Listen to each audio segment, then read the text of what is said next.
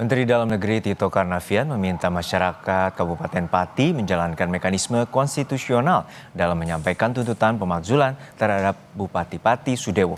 Tito menegaskan proses pemberhentian kepala daerah memiliki mekanisme hukum yang harus diikuti. Tito juga mengingatkan penolakan terhadap kebijakan tidak boleh diwujudkan dengan tindakan anarkistis atau kekerasan. Jangan anarkis ya, sampaikan Pak Bupatinya sudah menyampaikan permohonan maaf, sudah mencabut ya. Nah, kemudian kok ada tuntutan yang lain untuk pemakzulan. Pemakzulan itu ada mekanismenya. Mekanismenya diantaranya adalah melalui mekanisme DPR. Saya dengar DPR sudah membuat pansus. Ya udah kita ikutin aja itu, tapi jaga situasi kondusif ya. Ingat aturan sudah dicabut. Dalam keterangan tertulis yang diterima Kompas TV, Sekjen Partai Gerindra Sugiono menyatakan, selaku Sekjen DPP Partai Gerindra, saya juga sudah menyampaikan kepada Bupati Sudewo agar memperhatikan aspirasi masyarakat, sehingga kebijakan yang diambil tidak menambah beban masyarakat.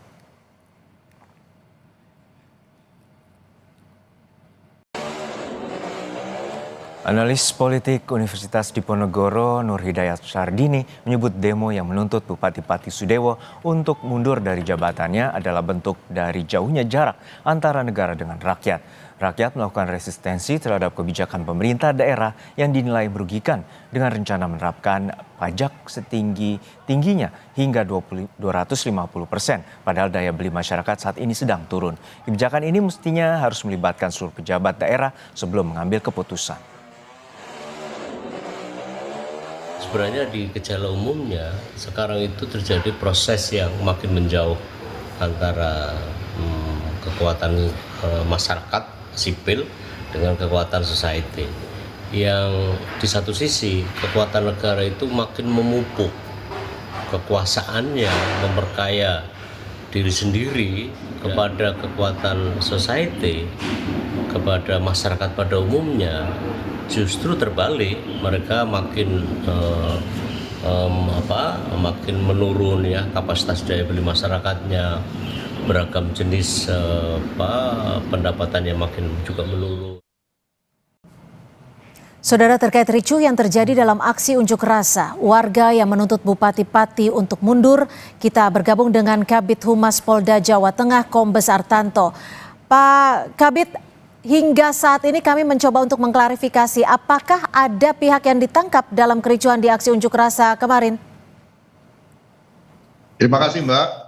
Jadi dalam aksi unjuk rasa anarkis kemarin yang awalnya berjalan dengan damai, lancar dan kondusif dari pagi sampai siang, dan ternyata pada saat siang itu disusupi oleh kelompok tertentu atau kelompok lain yang menimbulkan sesuatu hal yang tidak kita inginkan, yang bersangkutan kelompok tersebut melakukan kegiatan anarkis, sehingga terjadilah sesuatu hal yang eskalasinya cukup tinggi dan meningkat, dan sifatnya perbuatan mereka adalah anarkis, melakukan pengerusakan, pelemparan maupun aksi bakar. Dari aksi anarkis tersebut kita berhasil membubarkan massa dan mendorong massa untuk pecah konsentrasinya dan situasi Kota Pati menjadi kondusif kembali. Dari aksi massa anarkis tersebut kita berhasil mengamankan 22 provokator anarkis, dan semalam sudah langsung dilakukan pendataan dan pemeriksaan terhadap yang bersangkutan guna dimintai keterangannya terhadap aksi yang telah dilakukan. Demikian. Dari 22 orang yang ditangkap ini warga dari mana, Pak Kabid? Sebagian besar adalah warga Pati. Jika memang 22 orang ini warga Pati, apakah memang sudah bisa dikonfirmasi ini provokator atau memang warga yang sedang menyampaikan aspirasinya? Tentunya pada saat kita melakukan penangkapan, kita sudah mengidentifikasi yang bersangkutan melakukan tindakan apa dan perbuatan apa yang melanggar hukum, dan pada saat mereka melakukan aksi langsung tertangkap tangan oleh aparat yang berjaga pada saat aksi demo anarkis tersebut. Dan semalam yang bersangkutan sudah kita lakukan pendataan, kita lakukan pemeriksaan, kita tanyakan motifnya, kemudian kita lakukan pembinaan dan kita undang keluarganya maupun dari Korlap aksi unjuk rasa ini, dan setelah kita lakukan pembinaan membuat pernyataan yang bersangkutan kita kembalikan ke keluarganya semuanya. Apa motif Dan yang disampaikan Pak Kabid dari ke-22 orang ini? Ya namanya mereka itu kan motif kan mereka sendiri yang tahu. Kalau dia menyebutkan dia ikut-ikutan atau coba-coba dan sebagainya banyak. Namun pada prinsipnya mereka adalah melakukan kegiatan yang sifatnya anarkis dan hal tersebut tentunya melanggar hukum. Dari 22 orang yang ditangkap ini, apakah ini termasuk mereka yang melakukan pembakaran mobil?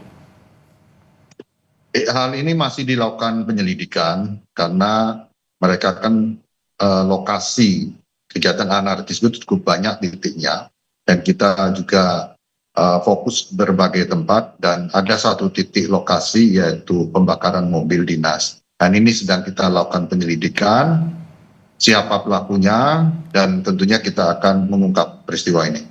Baik, terima kasih atas informasi Anda, Kombes Artanto, Kabid Humas Polda Jawa Tengah. Terima kasih. Warga Kota Cirebon yang tergabung dalam Paguyuban Pelangi Cirebon menuntut Wali Kota Cirebon membatalkan kenaikan pajak bumi bangunan PBB Kota Cirebon. Massa menilai kenaikan PBB yang mencapai 1000% dari nilai sebelumnya sangat memberatkan. Kenaikan PBB 100 hingga 1000% ini tertuang dalam Peraturan Daerah Nomor 1 Tahun 2024 tentang pajak dan retribusi. Massa menilai perda ini cacat hukum karena tidak melalui kajian matang serta melibatkan masyarakat. Menanggapi hal ini, Wali Kota Cirebon Effendi Edo membantah adanya kenaikan PBB mencapai 1000%. Menurut Effendi, kenaikan PBB hanya beberapa ratus persen. Edo juga memastikan akan melakukan kajian dan membahas ulang Perda 1 Tahun 2024 tentang pajak retribusi. 7 Mei tahun 2024. Ya kenaikan ada tapi tidak sampai 1000%. Nah tapi dari tidak 1000% itu saya sudah kaji ulang. Ya maklum saya kan baru 5 bulan bekerja. Tapi saya akan melakukan proses ini cepat kan gitu ya. Sehingga insya Allah mudah-mudahan sih kita bisa ada formulasi yang bagus yang sehingga bisa menurunkan PBB tersebut. Artinya 1000% itu tidak benar atau? Nggak benar 1000% itu. Sementara di Jombang, Jawa Timur, warga protes atas kenaikan PBB hingga 200%. Salah seorang warga Jombang membayar pajak rumahnya menggunakan uang koin hasil tabungan anaknya yang disimpan di sebuah galon air minum. Uang dalam pecahan koin ini kemudian dibawa ke kantor Dinas Pendapatan Daerah. Bupati Jombang mengaku tidak menaikkan tarif pajak bumi dan bangunan. Pemerintah Kabupaten Jombang akan melakukan revisi perda terkait besaran pajak PBB itu.